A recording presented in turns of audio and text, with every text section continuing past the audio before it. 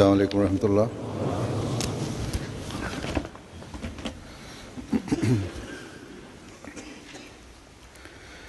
أشهد أن لا إله إلا الله وحده لا شريك له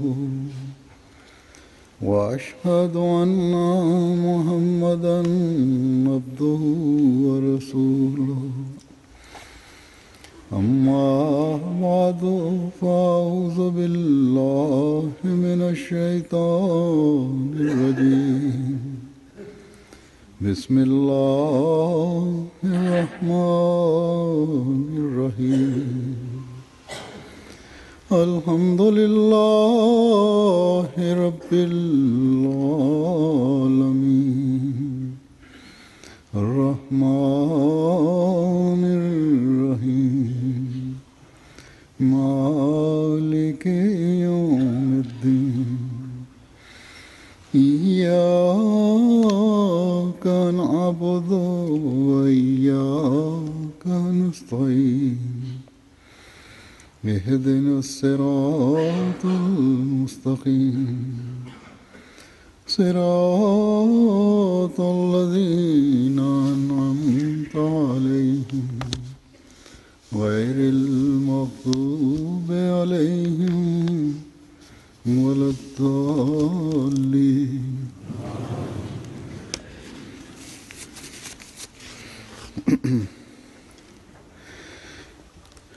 आज भी मैं सहाबा के कुछ वाक़यात पेश करूँगा. Tur says that today also I shall present some accounts of the Sahabi, the companions of the promised Messiah, on whom be peace. First of all, I shall relate those accounts in which their steadfastness is demonstrated.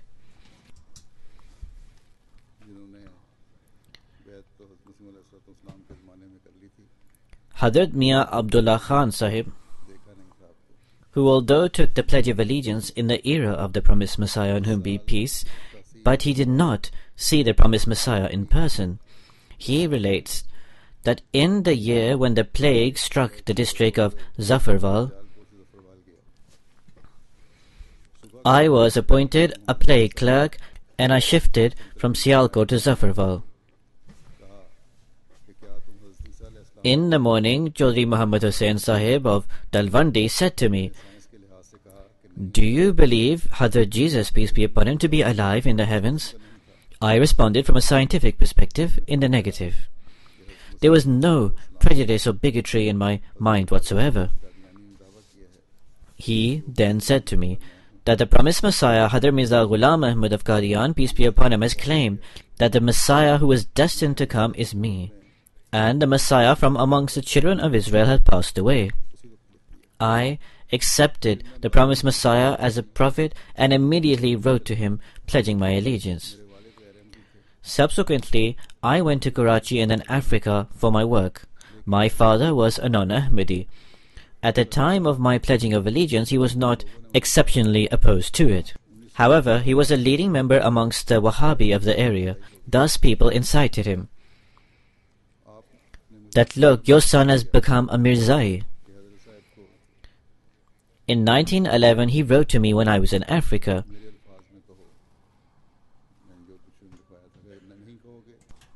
That say to Hazrat Sahib, the promised Messiah, in my words, "If you do not do so, then I will deprive you of my properties in inheritance." He says, at the time I was a station master at Sultan Mahmud Station in Kenya. For 8 to 10 days I kept the letter to myself. One night at Isha prayer I mentioned this letter to my wife. My wife was entirely illiterate. She stated that when these people are not prepared to accept Hazrat Sahib as the Imam Mahdi, why do they say foul things regarding us? Allah the Almighty has already made arrangements for us. In other words, He has provided for our provisions and livelihood, and thus we have no worries in this light. Therefore write to him that we are not prepared to do this. You can deprive us of your properties if you so please. Thus he says that I wrote as my wife advised. My father responded, "You are my only son, and you are my heir." What I wrote was as a result of the provocations and incitements of people. He says, I wrote to my father again, but he replied in exactly the same way. When I returned on leave, it was approximately 9 o'clock. My brother, Muhammad Hussain, and my brother, the late Muhammad Ali Sahib, and myself were all exchanging views with my father. The debate was quite heated. My father stated that I know Mirza Sahib from the time when he was working in Sialkot. I would meet him. He is an extremely pious person.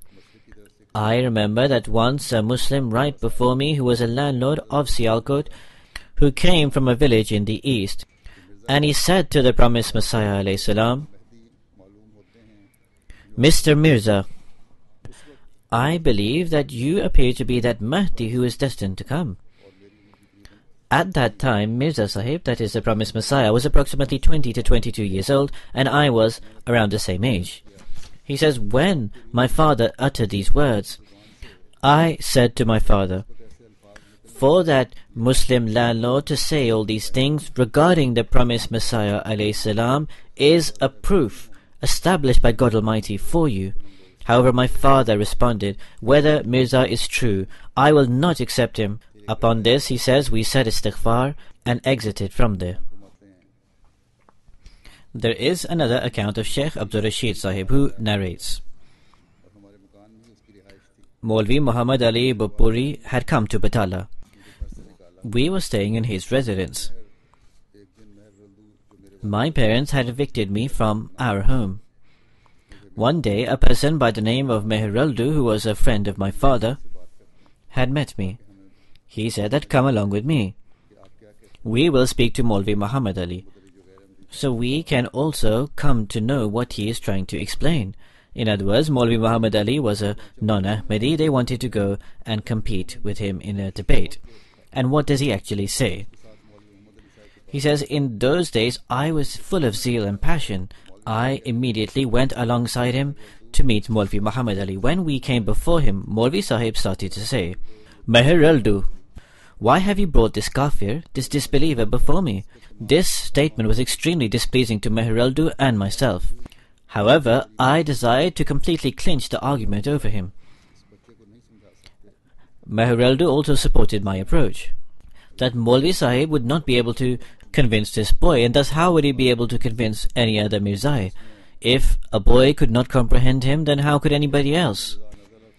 In any case, that Maulvi started reading the hadith of Kaifa Antum Iza Nazala Fikum, and he began to interpret it in his own way. After he had taken a long period of time, I said, listen to what I have to say also. It is clear from the words of this hadith that it is subject to interpretation. I thus started elucidating it. He became irritated from my explanation. Hazur says that this is a hadith of Bukhari, a hadith of Muslim, a hadith of Musnad Ahmad, narrated by Hazrat Abu Huraira. The words of this hadith are Kaifa antum idha nazala ibnu Maryama fikum wa imamakum minkum. And according to some hadith, it is for ammakum minkum. In other words, what will be your delicate state when the son of Mary, that is, the Messiah, will descend, who will be your imam or your leader and from amongst you? And as I stated, there is another narration that because he will be from amongst you, he will carry out the work of being your imam or leader. So thus that Maulvi presented this very hadith. However, he said, you are interpreting this in an incorrect way. I then presented the verses of the Holy Quran, Mal Masih ibn Maryama, Illa Rasul, and then I presented the verse, Wama Muhammadun Illa Rasul. I also presented the hadith, Fa'akulu kama qala al-abdus salih. This is also a lengthy hadith. I also explained it in depth and in detail. The Maulvi became extremely worried, and also enraged and full of anger. Addressing Meheraldu, he started saying, did I not say to you that he will not become upright and understand? These Mirzais are extremely harsh and immoral. I am not going to say anything else. Subsequently, Meheraldu became entirely embarrassed.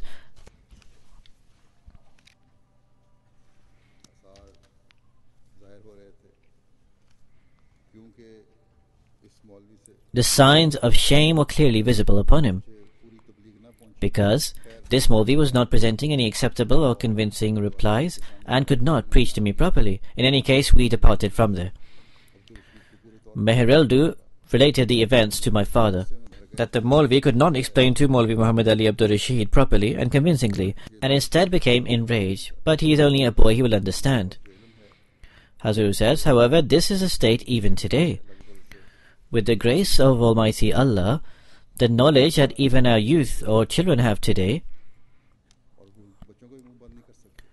is more than the knowledge possessed by these Maulvis, and they cannot silence even the children. However, there is no remedy for audaciousness. I remember one incident.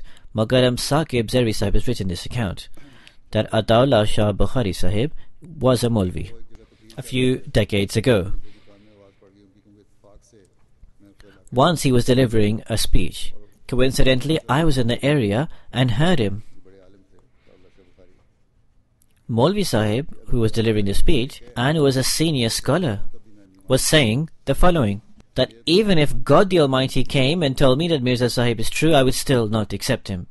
So this is the state of their faith.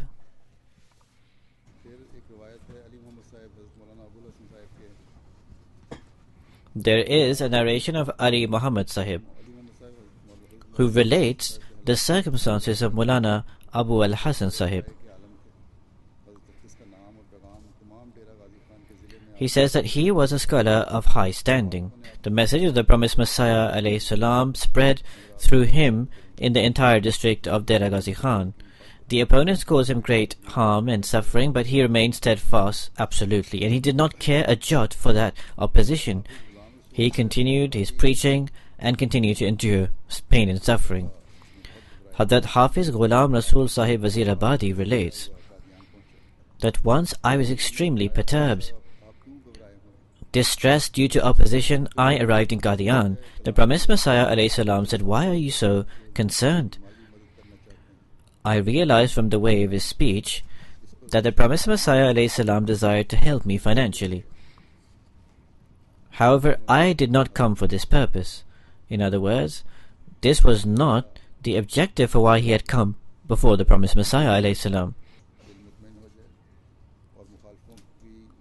The purpose was to gain reassurance of the heart and to be satisfied within, and to not be perturbed by the opposition. For indeed, being in the company of a Prophet provides a strength to a person through the spiritual prowess of the Prophet that he gains from Allah the Almighty. Anyhow, he said, I came to the promised Messiah alayhi salam to strengthen my faith and conviction. He says a person should not go to an appointed one of Allah to obtain finance. Rather, one should help him by giving him a gift. The promised Messiah, on whom be peace, prayed for me profusely and counseled me with satisfying and reassuring advice. With the grace of Almighty Allah, not a moment came upon me where I had any doubt or conjecture regarding the promised Messiah alayhi salam. Hadrat Babu Abdurrahman Sahib states, due to my humble nature and meekness, all my relatives, friends and people within the vicinity and city were pleased with me, and they would praise me. However, immediately after hearing that I had taken the pledge of allegiance, all my relatives, apart from my ancestral relatives from one side of the family, because with the grace of Almighty Allah, they all took the pledge of allegiance with me. However, all my other friends, the people in my local area, and all the other relatives became enemies of me. Hazur says, and this is exactly how the community of the prophets are treated. When the prophets are treated in this way, then naturally so will their followers be. They all become enemies. Those same people who previously would praise them would thereafter become their enemies.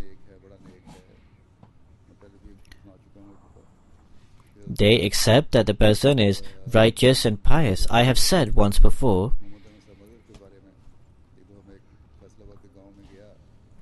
regarding Sheikh Muhammad Ahmad Sahib Mazhar that once I went to a village in Faisalabad. There were some non-Ahmadis sitting there. They started greatly praising Sheikh Sahib. We have never known such a pious, righteous, noble, and a person who takes good cases and truthful lawyer before. However, he has one flaw, that he is a Qadiani. So this is the apparently biggest flaw that these people see. And anyhow, he said they all became my enemies, and would inflict me with discomfort and distress. At times they would stop the water supply. Sometimes they would call some Maulvis and tell them to deliver lectures against us. They would incite their relatives and the public against us. One shopkeeper who was a milkman was alongside us. They prevented him from selling us milk. They stopped the laborers from giving us labor, and they also stopped other things. They would counsel people that if anyone passes below the house of an Ahmadi, he will become a disbeliever. However, power lies with God Almighty. Observe how God the Almighty obtains retribution. Those very Maulvis who would advise these things would come and eat food in my house. In other words, they would say one thing and act in contradiction. When people saw the deeds of this Maulvi, they became extremely upset. He says, then after taking the pledge of allegiance, because we ceased praying in congregation behind the non-Ahmadi imams, we would either pray individually or we would make an imam from somebody amongst us. Upon this, the people of the area started trying to raise a fight. In order to dispel the disorder, we stopped saying the prayers in congregation behind the imam in the mosque. In fact, we started praying in our own house in congregation. He said I had obtained this house on rent. However, because they were praying in the house, even the landlord evicted us from there. Then, when I obtained another house on rent, we started praying in congregation there. In this time, he says, for the construction of a mosque, from Musamma Ramzan and Ahmadi, we purchased 3 shops alongside some land.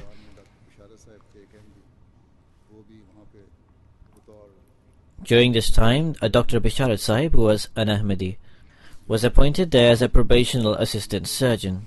As a result of Dr. Sahib's coming there, the Jamaat became extremely strengthened and became very active. They would pray the Fajr, Maghrib and Isha prayers in congregation in the shop, and they would make Dr. Sahib the Imam. The shops in question were on the roadside. Fearlessly he would come to the shop and lead the prayers. He would always be engaged in preaching, and he would say in enthusiasm that my heart desires that I should write in large letters on a cloth that Hazrat Isa Jesus has passed away, and that I should wear this on my chest, on my coat, and I should announce this everywhere, that Jesus, peace be upon him, has passed away.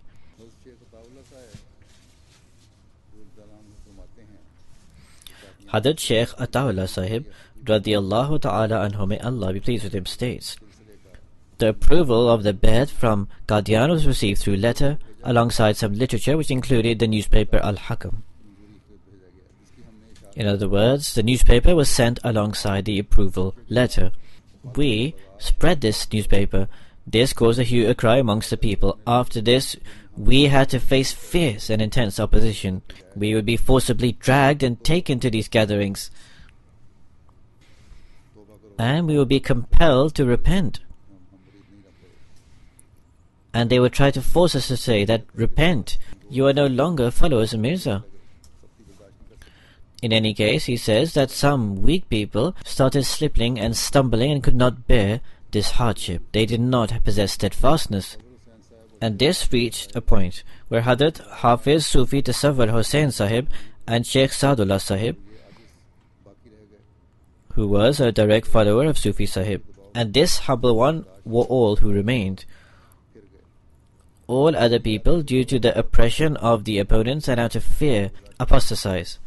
In other words, apart from these 3 people, all left Ahmadiyyat. They could not endure the hardships. However, these people, they displayed steadfastness and bore all the tribulations. He writes that may Allah the Almighty grant steadfastness to Sufi Sahib. He arrived in Qadian. He had partaken of the blessed company of the promised Messiah ﷺ and had become illuminated. However, due to God the Almighty's special wisdom, He illuminated me with the unseen. Sufi Sahib had gone to Qadian and seen the promised Messiah ﷺ. His faith was strengthened. However, I had not yet gone. However, still Allah the Almighty bestowed His grace and blessings upon me and kept my heart illuminated. Through His powerful manifestations, He illuminated my heart. The opposition had no impact upon me. I was not affected due to their persecution. In fact, the more they would oppress and try to frighten, the more with the grace of Almighty Allah did my faith strengthen and gain conviction. I would completely reject their demands for me to repent. and say, "What are you trying to make me repent from?" There is an account of Mian Abdul Mujib Khan Sahib. He states that on one occasion, the opponents held a large gathering in which they raised a great hue and cry and raised great strife. And the only target of the opposition was this humble one, in other words, Mian Abdul Mujib Khan Sahib. They made him the target of all their opposition. They started forming all sorts of plans against me. They threatened me with a boycott. They even incited the police against me, and would call me as rebellious and treacherous, and would provoke the ignorant people against me in such a manner that it became a danger to my life.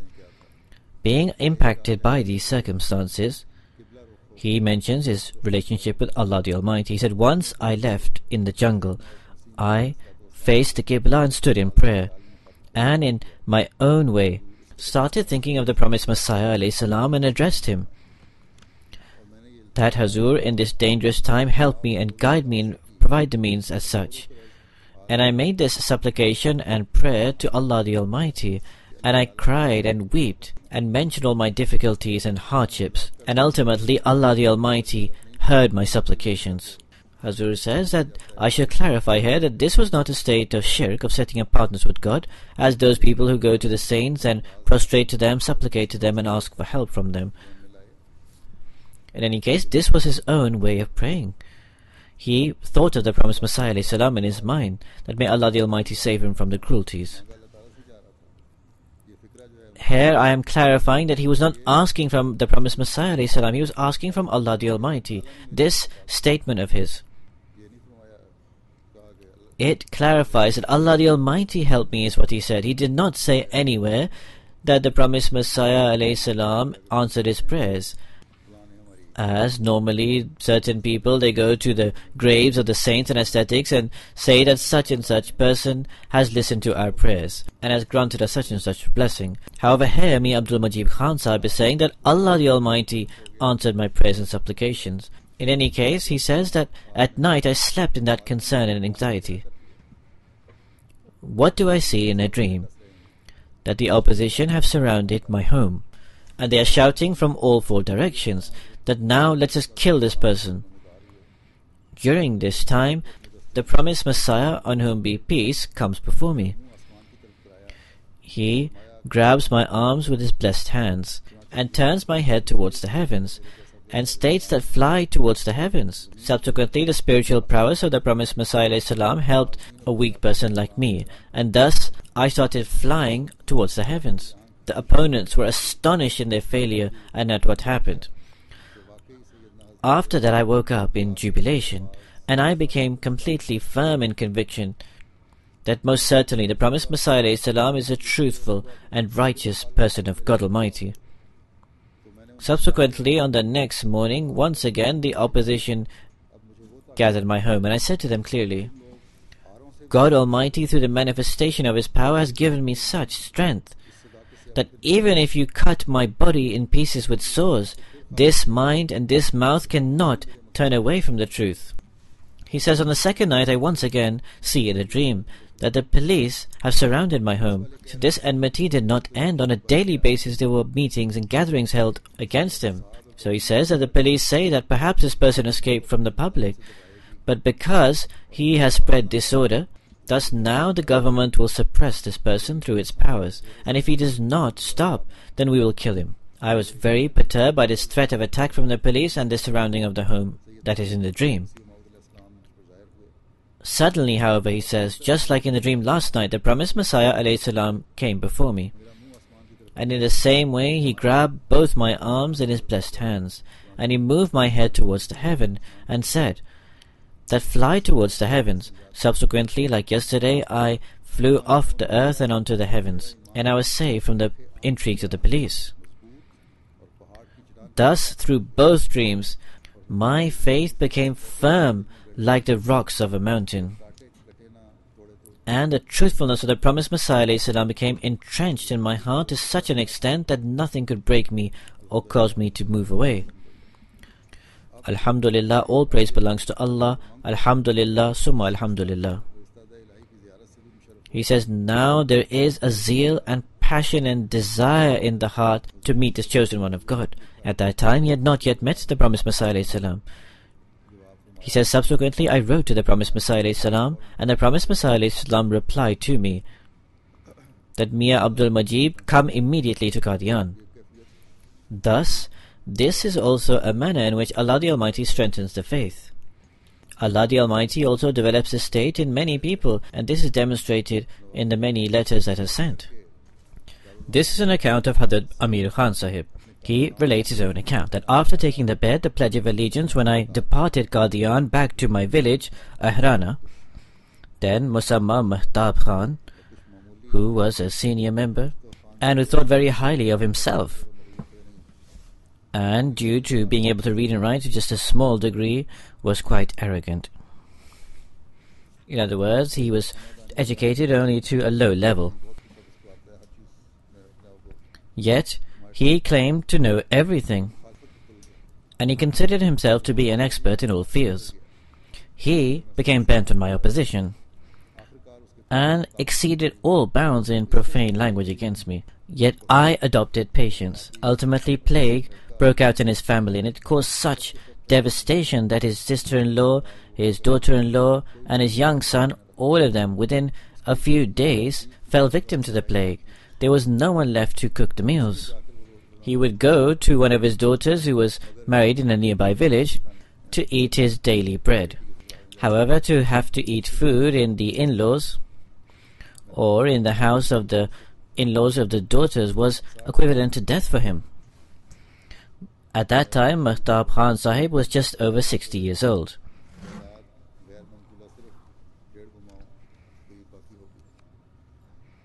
And he only had a small amount of land or property at the time, which is equivalent to just under 1 acre. One day in the morning after the Fajr prayer, I was reciting the Holy Quran in the mosque when he came to me. He said, "Look at my state." He raised his hand towards the Kaaba, and he said, "I have no enmity with Mirza Sahib." Rasul says, only when he fell to that dire state did he realize and start to consider. These are but a few examples displaying the steadfastness of the companions of the promised Messiah ﷺ. The Jamaat that Allah the Almighty granted the promised Messiah ﷺ,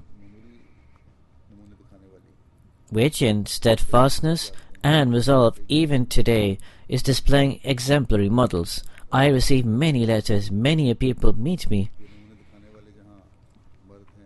and they narrate their own incidents. Where there are men who display their exemplary models, there are also women. Thus, the passionate spirit that was infused in the companions due to the spiritual prowess of the promised Messiah, on whom be peace, it has been kept alive even today by God the Exalted. May Allah the Almighty elevate the rank of those companions who accepted the promised Messiah ﷺ and displayed steadfastness and resolve. May Allah the Almighty also grant steadfastness to their progeny. May also those who have joined the Jamaat and also the future people who will join the Jamaat be granted strength of faith and steadfastness by Allah the Almighty. Aside from steadfastness, there are also some other accounts that I shall present, in which God the Almighty has miraculously protected and safeguarded the companions of the promised Messiah, on whom be peace. Thus, this displays Allah the Almighty's special treatment with them. Most certainly, such accounts will be a means of strengthening and enhancing our faith. Hazrat Mirza Barakat Ali Sahib relates, this humble self in the earthquake of 4th April 1905 was buried in Ird Dharamsala in district Kangra, under a house. With great difficulty I was taken out. Babu Gulab Deen Sahib was an eyewitness account on that occasion, who was an overseer pensioner. In those days he was working there as a sub-divisional officer. Today he is alive in Sialkot. 1 or 2 months before this incident, when the promised Messiah alayhi salam, peace be upon him, had given a great prophecy regarding this earthquake, In other words, the promised Messiah ﷺ had prophesied this earthquake a few months previously. He says, this humble one was present in Qadian, Darul Aman, when the promised Messiah ﷺ had announced this prophecy. I took the published pamphlets of the promised Messiah ﷺ in this regard and came to Dharamsala, Choni.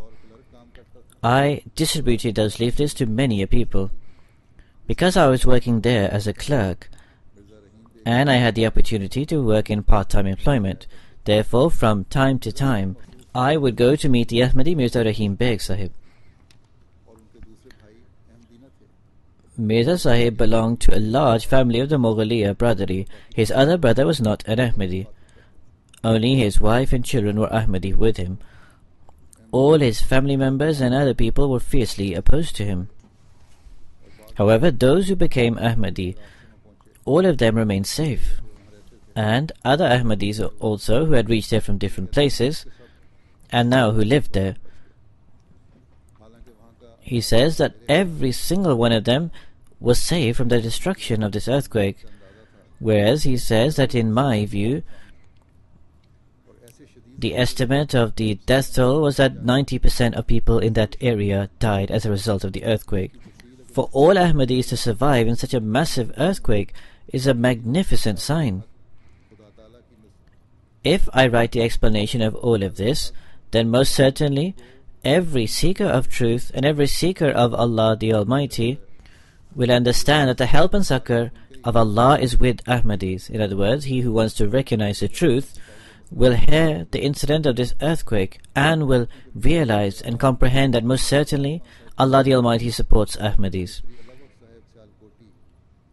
Because my family and Khan Sahib's family and Mistri Ala Beg Sahib of Sialkot's family and Ghulam Muhammad Mistri and also other Ahmadis, regarding all of them surviving this earthquake, the natural situations that came to light, regarding each and every person, an independent and individual sign is manifested, particularly for Mistri Ila Beg Sahib to suddenly move away from that area a few days before, and for all of us to move away from that place just a few days before, and for numerous Ahmadis to come outside the shops just before the earthquake, and for numerous people, after having been buried in the earthquake, to come out in amazing ways are all signs.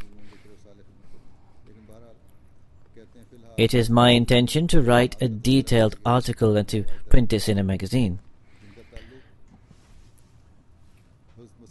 But anyhow, I mention just a few details here which relate to the meeting with the promised Messiah, on whom be peace. A few days after this earthquake occurred, when this humble one went to Qadian and came before the promised Messiah ﷺ. Then in those days the promised Messiah ﷺ was sitting under the shade of the mango tree in a tent. He would stay in a tent in those days.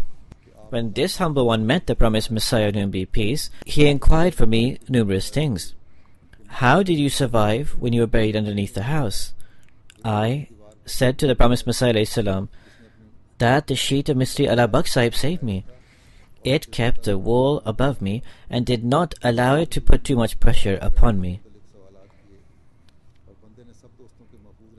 In the same way, the promised Messiah ﷺ inquired about some other Ahmadis. I gave witness that they were all safe. Whereas the promised Messiah ﷺ had previously already published an announcement that not a single person has died from this earthquake.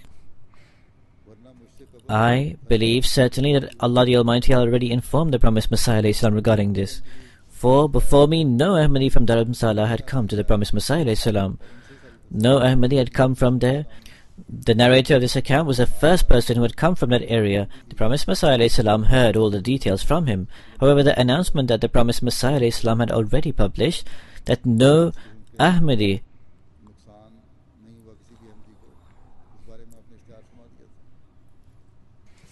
has been caused any harm from this earthquake, he had already published this announcement.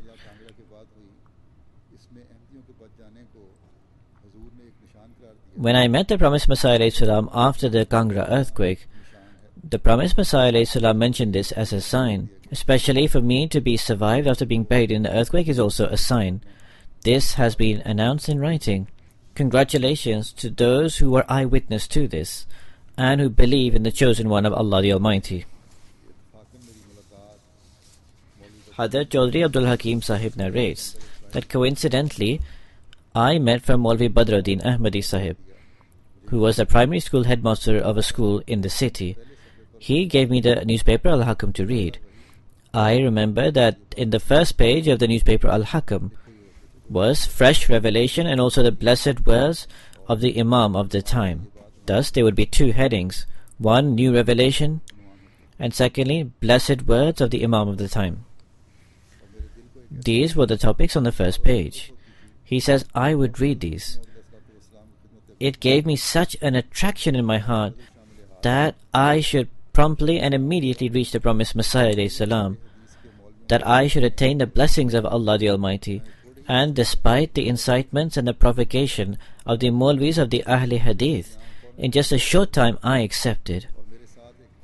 Maulvi Badruddin Sahib advised me to immediately go to Qadian. Another Maulvi of the Ahl Hadith became prepared to go with me, who was a student of Sultan Mahmud Sahib of the Ahl Hadith. He writes, at that time I was earning 15 rupees, and I was in poverty. I took leave from my work. Because I did not have the right for a railway pass, I purchased a ticket up to Amritsar because we did not have sufficient funds to reach Qadian. At Amritsar, our ticket came to an end. We were to board the Batala train. However, we only had 8 anna. Thus, we purchased tickets of 2 anna to Virke. We boarded the train. At the Virke station, when the train arrived, our ticket came to an end. However, we did not exit the train and the train moved on. When the train was going in between the 2 stations, a rail worker came to check the tickets, and he started checking the tickets of all the passengers. Because our ticket was of the previous station, and we did not have the money to buy the ticket, we were extremely perturbed that we would be completely disgraced. Apart from holding on to the mantle of Allah the Almighty, there was nothing left for us. We both prayed to God the Almighty together, that we are going to meet your true Messiah. We have nothing with us. For the sake of the Messiah, who is your beloved one, cover our faults and save us from disgrace. Allah the Almighty accepted our prayer. When the rail worker inquired for our ticket, we gave him the ticket of the previous station. I remember vividly that he looked at that ticket closely and gave it back to us and did not say anything and went into the other carriage. So this was a miracle for us, that for the sake of Allah the Almighty's beloved Messiah, He covered our faults and saved us from disgrace. And this incident proved to be a means of our strengthening of faith.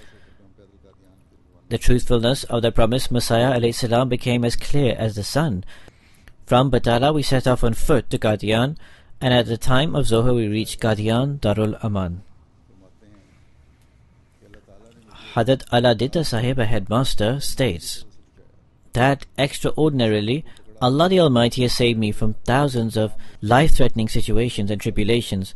I caught snakes, the snakes came upon me, and snakes came over me, but Allah the Almighty protected me in every direction. Hazrat Masar Adawe Khan Sahib, may Allah be pleased with him, narrates, this is an incident of Amritsar, that once the plague broke out fiercely. I came back home from school. My wife was standing at the door. I inquired that what is the matter. She replied that there are dead mice inside, and expressed concern. I said with certainty that do not worry, our Jamaat will be safe from the plague, and there is no worry. After that, with a straw-like broom, I cleaned the house. On the second day, this occurred again, and alongside the mice there were many insects. Once again I cleaned them. I reassured my wife that do not worry, our Jamaat will be safe from this. After the 3rd or 4th day, at 12 o'clock at night, my wife said to me, I have developed swelling as a result of the plague. With reassurance and great certainty, I said, do not fret. I will write to the promised Messiah alayhi salam for prayers first thing in the morning. Subsequently, I wrote in the morning. I think that the letter had not even yet reached Qadian when the swelling came to an end, and my wife returned to completely good health. Similarly, on the 2nd or 3rd day, my son Abdul Karim, who is around 1 year, he also started to develop swelling. Once again, I wrote for prayers to the promised Messiah alayhi salam, and I started reassuring greatly my household people. Subsequently, that swelling also came to an end.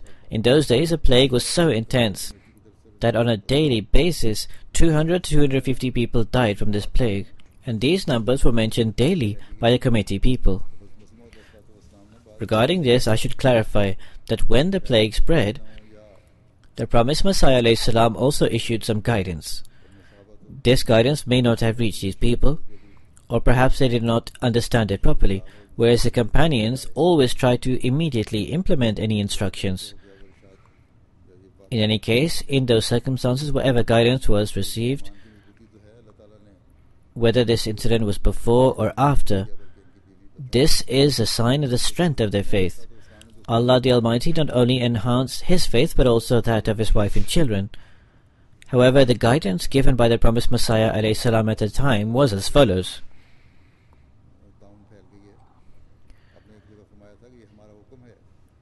That is, when the plague had spread everywhere. In one place he says, it is our instruction that it is better that the people of Lahore should announce that in the house where mice have died and the disease is at hand should immediately leave their homes. These people perhaps misunderstood that this was only for Lahore. In any case, this is the guidance. Whenever there are epidemics or diseases, one should try to protect himself and save himself from it. So the promised Messiah ﷺ says, in this incident you should immediately leave your home and go to a house outside the city. This is the instruction of Allah the Almighty. Apparent provision should be taken. It is forbidden to stay in crowded and dirty houses anyhow, whether there is a plague or not. And everyone should save themselves from uncleanliness and impurity. Your clothes should be clean, the area should be clean, and your body should be kept clean. These are essential matters. You should remain engrossed in prayers and istighfar, seeking forgiveness. Further, he says, in the time of Hazrat Umar, the plague broke out. Where the Muslim army went, there was an intense plague. When this news reached Hazrat Amir al-Mu'mineen, Hazrat Umar, he sent an instruction that immediately leave this place and go on an elevated hill or mountain. Subsequently, the army was safe from that. At that time, one person raised an objection. Are you running away from the decree of Allah the Almighty? He responded that I run from one decree to another decree of God Almighty. And in any case, which act is outside the decree of Allah the Almighty? Hazur says, this is a general guidance. It is not that you should purposely put yourself into difficulty. Then the promised Messiah ﷺ also said that God the Almighty has made two promises to me. Through His revelation, God has made two promises to me, that He shall keep safe the people who live in this home, as He has said, Inni uhafizu kulla man fid dar, that I shall protect whoever is in the four walls of your home. The second promise is regarding this Jamaat. Inna lazina amanu walam jalbisu imanuhum bizulmin ulaika lahumul amnu wahum muhtadun. That those who have believed and have not mixed wrongdoing with that, for such people is peace and tranquility, and they are the rightly guided. In this is a promise from Allah the Almighty that those people of the community will be saved, who will follow our teachings and guidance completely, and will dispel their internal blemishes of the sin and impurity, and will not be inclined towards their self-ego. Many people come here to do the bed and then set off, but they do not rectify their actions. What can happen by just putting your hand upon another hand? Allah the Almighty is aware of the state of the hearts. Thus, these are the two promises to Allah the Almighty. In order to save yourself from every trouble, from every difficulty, from every adversity, we need to always look at our own state. To what extent are we trying to perfect our faith? Hazrat Maulvi Sofi Ata Muhammad Sahib, may Allah be pleased with him, narrates, now it was difficult for me to meet the promised Messiah, on whom be peace. In other words, in the circumstances he was in, it was difficult for him to meet him because he did not obtain a leave. Coincidentally, I read in the newspaper that the promised Messiah is coming to Jhelum. However, I could not even obtain leave to go to Jhelum, but I was extremely restless and helpless. I said to my family at home that tomorrow is Sunday, the promised Messiah has come to Jhelum. Do not tell anyone, I shall go there. The time for the train coming was extremely short. The station was 3 miles away. It was a mountainous route, and it was night time. It was difficult even in the daytime to walk on that path. I put my trust in God and set off. Coincidentally, there was a light that was lit right before me all the way along. Perhaps there was a person going somewhere else. I ran along that mountainous path. When I reached the station, the train was ready to depart. I obtained my ticket, and finally I had the opportunity to meet the promised Messiah alayhi salam. Hazrat Maulana Ghulam Rasul Sahib Rajiki relates that at the time I was very young when I saw a dream. There is an elephant which I am crushed under. The stomach's elephant is upon me. In the morning, Abdul Majid Khan Sahib stated that Maulvi Sahib, there is a storm in the river. We are going to ride on the elephants to see the storms in the river Bayaz. Indeed, come with us also. I stated that I cannot come with you. The reason for this is that tonight I saw a very terrifying dream. In the dream, I am crushed under an elephant. Despite this, they kept on insisting for him to go, and I would repeatedly reject their insistence. Because there was a terrifying impact upon my heart of the dream. When I heard from Khan Sahib that we are going to the river upon elephant back, just hearing the word elephant had a terrifying impact upon me. I then rejected it outright and decided not to go. Then other friends decided to join Khan Sahib and started insisting to me. After repeated persistence, I finally decided that perhaps this is a decree of Allah the Almighty. Whatever is going to happen is going to happen. Then I got prepared to go with them. They prepared several elephants. There were either 3 or 4 elephants upon which the friends rode upon. Khan Sahib also took me along with him upon one of the elephants. When we reached the river, although the divine decree did not mean for the elephants literally to be fulfilling the dream, however, another means fulfilled the dream, that when we came off the elephants, when we were looking at the river and the storm, we saw a youngster. During this storm, under the bridge which had many passages, he was jumping from up top the bridge, and then he would pass through below the bridge and come out the other side. I knew swimming somewhat, and I said, "Brother, you pass through the passage on the near side. It will really be something if you pass through one of the further passages." He said, "The storm is quite fierce, and therefore it is very difficult to emerge from one of the further passages." I said that if you know swimming, then what is the need to fear? He said, "Do you know swimming?" I said, "Yes." He said, "Then you show me how you can pass through that further passage." I said, "Indeed." I became prepared and jumped with the intention to go from the further passage. The first time he emerged from one of the underneath arches. However, the second time he jumped, he tried to jump from a further point to go to a further passage. He said, "By chance, from where I jumped from the bridge, I went straight into a vortex of whirlpool.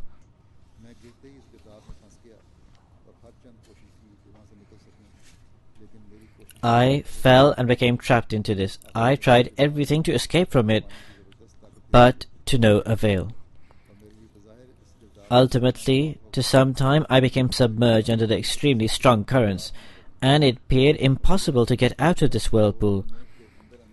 All my energy was depleted, and I felt as if I was going to perish in just 1 or 2 minutes, and my life would come to an end. At that time, all my friends were watching this from atop the bridge, and they started clamoring that it is awful that Maulvi Sahib is trapped in there. At that time, something extremely strange, and a decree of Allah the Almighty, that despite all their friends clamoring and raising a hue and cry that I was drowning, they could not consider that if they just took off their turban and threw it in my direction, I could have grabbed one side of the turban and found a means of being saved. But nobody thought of this.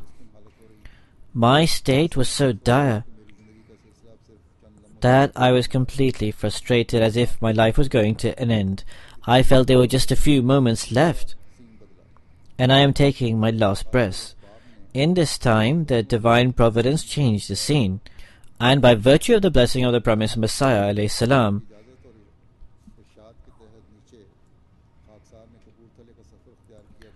under whose instruction I had travelled to Kapurthala. A great and new manifestation of the divine appeared to save me.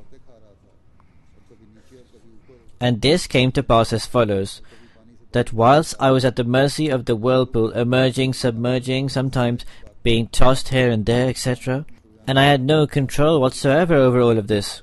At that time it seemed as if the water had complete control over me. When suddenly a very amazing and strong hand threw me out of that whirlpool. It threw me with such force that I fell to one side of the river, and a tree that had fallen into the river,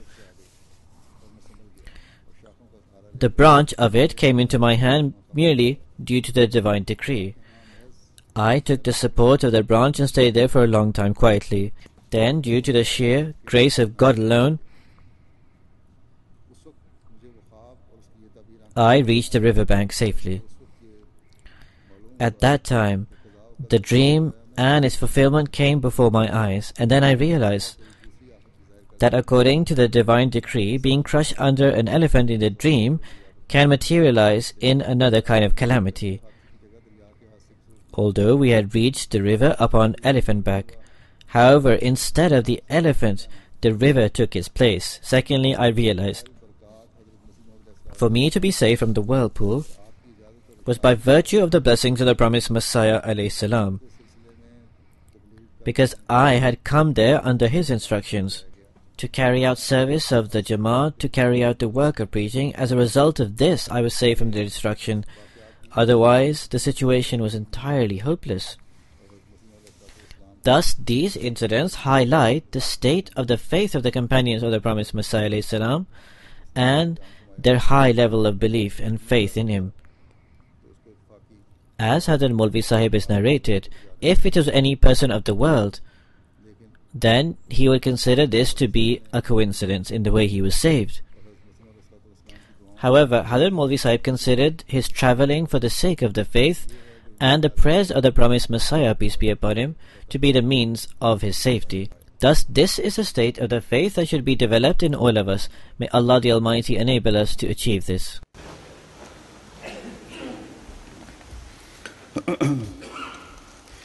Alhamdulillah, alhamdulillah, nahmaduhu wa nasta'inuhu wa nastaghfiruhu wa nu'minu bihi wa natawakkalu alayhi wa na'udhu billahi min shururi anfusina wa min sayyiati a'malina. من يهده الله فلا مضل له ومن يضلله فلا هادي له ونشهد أن لا إله إلا الله ونشهد أن محمدا عبده ورسوله عباد الله رحمكم الله إن الله يأمر بالعدل والإحسان وإيتاء ذي القربى وينهى عن الفحشاء والمنكر والبغي يعظكم لعلكم تذكرون اذكروا الله يذكركم